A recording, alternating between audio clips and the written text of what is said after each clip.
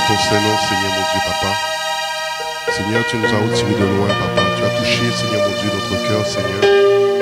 Et encore ce matin, Papa, encore cet après-midi, Papa, encore cette journée, Papa, parce que tu n'es point dans le temps, Seigneur mon Dieu, tu es éternel, Seigneur.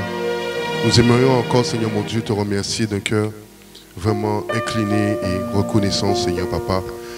Face à toi, Papa, Yeshua, nous pouvons que pleurer, Seigneur, parce que nous n'avons pas les mots, Seigneur. Pour te dire à quel point, Seigneur mon Dieu, Papa, que nous sommes rien sans toi, Père. En toi, nous avons trouvé un père, une mère, nous avons trouvé un ami, un frère, une famille, Papa. Peut-être qu'on ne s'occupait pas de nous, Seigneur mon Dieu, lorsque nous étions à part. Mais toi, tu t'es souvenu de nous, Papa. Et tu as le regard posé sur nous. Dès lors, Seigneur mon Dieu, Papa, nous avons commencé à être conçus dans le ventre de notre mère. Tu as pris soin de nous, Papa. Malgré les péripéties, malgré, Seigneur mon Dieu, Papa, les combats, malgré toutes ces choses, Seigneur mon Dieu, Papa, peut-être qui nous maintient, Seigneur, Papa, assujettis, Père. Mais dans ta grâce, Papa, tu as eu pitié envers mes frères, envers moi. Et tu ne nous as pas laissé périr ainsi, Seigneur.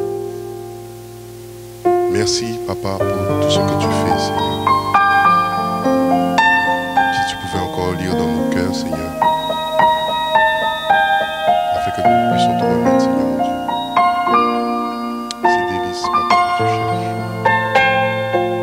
Et que tu vois en nous, mais que nous ne voyons pas. Que tu as mis en nous, mais nous ne voyons pas. Que tu es si merveilleux. Que tu es si grand. Incroyable. Impressionnant. Tu es terrible, Seigneur. Merci, Papa. Alléluia. Bonjour tout le monde. On a tant envie de rester dans cette présence. C'est vrai. On peut rester là pendant l'éternité parce que c'est un Dieu d'éternité en fait. Et je l'aime beaucoup. Et je sais que vous aussi vous l'aimez beaucoup. Et en tout cas moi je suis le frère Ulrich. Est-ce qu'on peut justement donner un gros bisou au Seigneur Jésus-Christ et l'applaudir?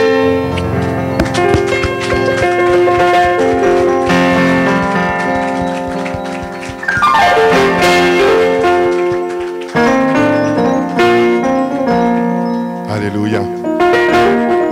Merci papa. Si je suis devant vous, ce n'est pas par ma propre force parce que je vous avoue que j'aime pas être devant. J'aime pas prendre le micro. Parce qu'en fait, mon cœur pour le Seigneur est tellement gros que je peux facilement pleurer. En tout cas, je lui rends toute la gloire parce que c'est lui qui m'a donné ce cœur et je suis au contrôle de rien. Il me connaît plus que moi-même. Alléluia. Est-ce qu'il y a de nouvelles personnes? Je ne connais pas, mais on pourra accueillir de nouvelles personnes s'il y en a. Ben, levez-vous. Au nom de Yeshua, bienvenue. Soyez les bienvenus, soyez encouragés. Seigneur, pour ceux qui viennent justement de rencontrer le Seigneur, ben, soyez les bienvenus. Et j'ai vraiment envie de vous manifester l'amour du Seigneur. Qui, toutefois, ce n'est pas moi qui peux manifester de l'amour, mais c'est lui. En tout cas, je vous aime, les frères et sœurs. Et soyez à l'aise. N'ayez pas peur de partager avec les frères et sœurs quand vous avez le temps. J'ai pas beaucoup de temps, j'ai 10 minutes. Je ne savais pas quoi partager. Mais lorsque la gloire du Seigneur est descendue, il m'a donné un verset. Je pense que ça va encourager tout le monde. Lors d'une conférence précédente, j'avais dit que je ne me détournerais pas du message de la croix. Et c'est encore vrai. Je ne vais pas me détourner. Parce que c'est une réalité. Donc, une réalité, une vérité et une vie en fait. Celle qui nous permet d'accéder en fait au royaume des cieux, à la vie éternelle, qui est Jésus-Christ. Alors ce sera dans Hébreux 12, à partir du premier verset et jusqu'au 4e verset. Merci Seigneur mon Dieu, Papa, que ta parole fortifie, que ta parole soigne, guérit, donne de la joie, Seigneur mon Dieu, rempli d'amour, Papa. Au nom de Yeshua, Papa. Prends toute la place. Amen. Nous donc aussi, puisque nous sommes environnés d'une si grande nuée de témoins, Rejetons tout fardeau et le péché qui nous enveloppe si aisément et poursuivant constamment la course qui nous est proposée. Portant les yeux sur Jésus, qui est le chef de la foi et qui l'amène à la perfection. En échange de la joie qui lui était réservée, il a souffert la croix, ayant méprisé la honte, et il s'est assis à la droite du trône de Dieu. C'est pourquoi, considérez soigneusement celui qui a supporté contre lui-même une telle opposition de la part des pécheurs, afin que vous ne succombiez pas en perdant courage. Vous n'avez pas encore résisté jusqu'à répandre votre sang en combattant contre le péché. Donc le Seigneur m'a donné ce verset-là et ça m'a en fait encouragé. J'aimerais que ça puisse nous encourager tout un chacun. Et pour ceux qui peut-être viennent de rencontrer Jésus, on aura peut-être aussi tendance dans notre marche à fixer le regard petit à petit sur les hommes. Parce que les hommes, peut-être dans ce monde, aiment les titres. Mais j'aimerais vous nous encourager à fixer le regard uniquement sur Jésus. Même si je suis là, ce n'est pas moi. Vous devez regarder à Jésus. Moi, je suis rien, je ne suis que vanité. Et lorsque j'étais plus jeune, en fait, je cherchais en fait un modèle. Certaines fois, on a tendance à regarder notre père, notre mère, ou bien des amis, être influencés et des choses. Et en faisant cela, ce modèle que nous prenons en fait est très souvent tortueux. Et nous grandissons en fait tordus en fait un peu, déformés. Et lorsque Jésus vient, mais nous avons des habitudes, nous avons aussi cette image de ce monde et qui ne plaît pas à Jésus en fait. Et, notre Créateur, dans la parole, dans Genèse, il est dit que il a prononcé ces paroles, il a dit « Faisons l'homme à notre ressemblance ». Et quelques versets plus bas, il dit que Dieu créa l'homme et la femme à son image. Donc, lorsque nous avons eu, en fait, à regarder les modèles qui sont à côté, quel était ce modèle? Ben, c'était le modèle, en fait, du péché, donc la ressemblance d'Adam. Et lorsque nous avons pris justement lorsque nous avons pris justement cette image, en fait, on n'était plus à la ressemblance de Dieu. Et lorsque Jésus est venu, ne sachant pas marcher, sachant qu'on était dans les ténèbres, eh bien, il est venu nous montrer en fait ce modèle parfait que le Père attend. Ce modèle de fils et de fille. Voilà pourquoi il est dit que Jésus, lorsqu'il est venu, il a été appelé fils unique. Parce que lorsqu'il était venu, c'était le seul à avoir justement cette image du Père. Et pour nous aider, eh bien, il a pris cette enveloppe que nous avons, dans cette faiblesse, dans peut-être l'opprobre, etc. Il a pris la même apparence que nous. Et il est venu, nous ressemblant, marchant parmi nous, sans péché, pour dire en fait à sa créature qu'il est capable en fait. L'exigence peut-être que Dieu demande, il est capable. Mais par notre faiblesse, on a tendance à nous plaindre par rapport à la puissance du péché, etc., des blessures dans le cœur. Eh bien, il nous a promis une chose. C'est son Saint-Esprit. Voilà pourquoi la parole dit qu'en fait, il est venu. Pourquoi? Pour détruire en fait la puissance du péché qui nous maintenait en fait assujettis. Et encore plus, pour détruire en fait ce voile qui est l'image justement de la chair. Ça aussi, ça nous empêche en fait d'y arriver. Parce que certaines fois, je vais vous donner juste une parenthèse, une fois, pour vous montrer à quel point il y a la chair qui est vraiment vivante, c'est comme si je croyais que j'étais, en moi-même, j'avais deux personnes en fait. J'étais séparé en deux. Et c'était opposé, ils étaient opposés. Donc, je disais, mais non, mais il y a un problème, c'est soit je suis fou, ou je ne sais pas, il faut qu'on m'explique. Et un jour, j'étais avec mon épouse, bien sûr, elle n'est pas là. J'étais avec mon épouse et une voix douce me dit, assieds-toi, ferme ta bouche et ne parle pas. Et en ce temps-là, je posais la question au Seigneur, mais pourquoi en fait je ressens ces choses? Pourquoi en fait je ressens ce combat en moi? J'ai pas cette force. Eh bien, il a dit, assieds-toi et regarde. Et ma femme a commencé à me dire les choses que je faisais, qui ne lui plaisaient pas. Ah, il y a quelque chose qui a commencé à s'irriter. Je dis, c'est quoi ça? Et comme on est des fois chrétiens tellement loin dans nos pensées, hein, quitte là, quitte. Et je dis, mais non, Seigneur. Et je sens ce truc, en fait, grogner comme un animal. Grogner au fond de moi. Je dis, ah, Seigneur, il y a des démons là, chasse ça, s'il te plaît. Et le Seigneur rigole. Je l'entends sourire, en fait. Comme, mon fils, si tu peux, chasse-toi toi-même. Ah, j'ai dit, ah, c'est moi ça? Elle m'a dit, si. J'ai dit, ah, Seigneur, mais j'ai un problème. Et je ne suis pas converti, non. Il a dit non, en fait. Voilà, c'est pour cela que je vous ai donné mon esprit. Afin que vous triomphez justement sur ça.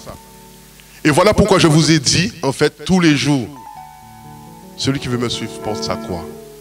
Parce que la croix, ce n'est pas le bois qu'on voit, le petit pendentif qu'on voit. Non, ce n'est pas ça la croix. La croix, c'est une œuvre. Une œuvre qui est en fait administrée à la chair. En fait, c'est la mort de la chair. Voici cela la croix. Alors, si vous voyez des croix là, s'il y a ceux qui dormaient avec une croix là, chapelet, ça ne va pas vous protéger. Alléluia. Seul Jésus sauve. Seul son esprit nous nettoie, nous sauve. Nous sépare du... En fait, le Seigneur est venu, par sa puissance, à détruire la puissance du péché. Mais néanmoins, il reste une puissance que nous-mêmes, par sa parole, nous devons saisir sa parole, afin que cette parole-là puisse justement être toujours tranchante en nous et tuer la chair. C'est sa parole qu'il nous faut. Et il nous a laissé avec sa parole. Alléluia. Et cette parole-là, en fait, c'est la croix de la chair. Vous voyez? Et Jésus, là, pourquoi il nous dit de fixer le regard vers le ciel? Parce qu'en fait, nous ne sommes plus de ce monde. Lorsque nous acceptons Jésus, nous ne sommes plus de ce monde. Et lorsque Jésus est venu, il est dit qu'il nous a ressuscités avec lui.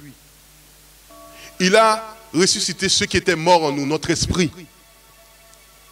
Avec lui, c'est pour ça le baptême. Le baptême veut dire, allez, mort, enseveli et ressuscité. Et lorsque nous sommes ressuscités, nous devenons des êtres nouveaux. Et nous ne sommes plus de ce monde. Voilà pourquoi ce monde nous fait la guerre. Mais l'antidote est la croix. Fixez toujours le regard vers Jésus. Pas sous sa croix à Golgotha. Non, ça a déjà été accompli. Notre regard doit se pointer sur Jésus seul. L'unique et véritable. Lorsque nous avons des difficultés, une faiblesse, crions à Jésus. Venez à moi, vous qui êtes fatigués et chargés, je vous donnerai du repos. Pas à la croix, mais la croix, notre croix se trouve au pied de Jésus, en fait.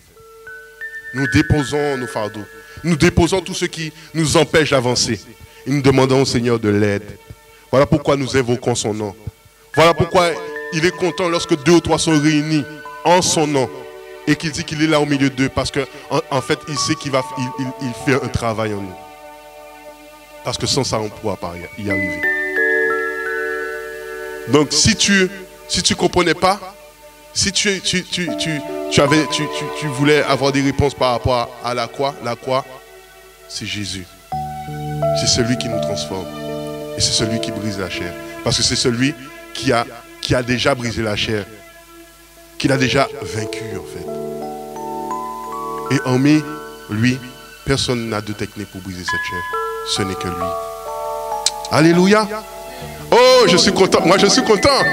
Vous voyez, des fois, on dit que voilà, il nous faut rentrer par beaucoup de souffrance dans au royaume des cieux. Mais des fois, on se dit, ah, souffrance. Ah, c'est compliqué, souffrance quand même. Les souffrances, Seigneur, tu nous promets la joie, mais il faut rentrer par les souffrances. Oui, la souffrance, non pas de ton esprit, mais de ce qui empêche ton esprit d'y accéder. C'est ta chair. Donc, quand tu vas parler de Jésus, on te frappe là. Pourquoi Dieu nous dit de donner notre joue? Parce qu'en fait, cette chair-là doit recevoir encore. Parce que nous a tellement maintenus dans le mensonge. Toujours répondre aux désirs de ce monde.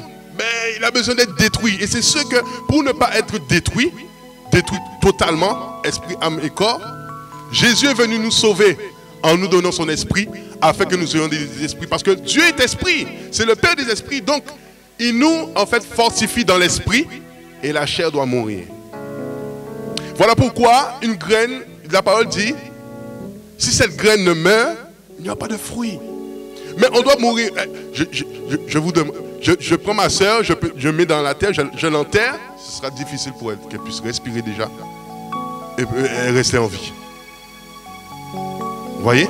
Et c'est ce que Jésus fait, en fait. Et c'est ce qui nous a donné l'image. Mais nous sommes déjà en terre, en fait. Parce que Jésus a dit, en fait, nous avons été ensevelis avec lui. Ensevelis. Nous sommes déjà tout terre. Et bien plus encore. Alléluia. C'est pour ça que j'aime mon Dieu. Alléluia. Il nous a dit, il nous a ressuscités avec lui. Oh, frères et sœurs, vous êtes déjà ressuscités. Oh, non, non. Il y a des gens là qui ne sont pas encore... qui ne comprennent pas encore. Jésus, vous êtes déjà ressuscité. Le monde disait qu'on était mort, mais Jésus dit que vous êtes vivant. Lorsqu'on accepte Jésus, Jésus nous donne sa vie. Cette vie éternelle. Voilà pourquoi, dans Romains 8, il dit, rien ne pourra nous séparer de l'amour du Seigneur. Tout ça, il a cité tout, profondeur, tout ça.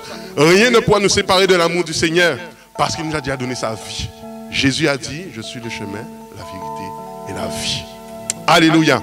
Sous ces mots, moi, je ne peux pas rester longtemps.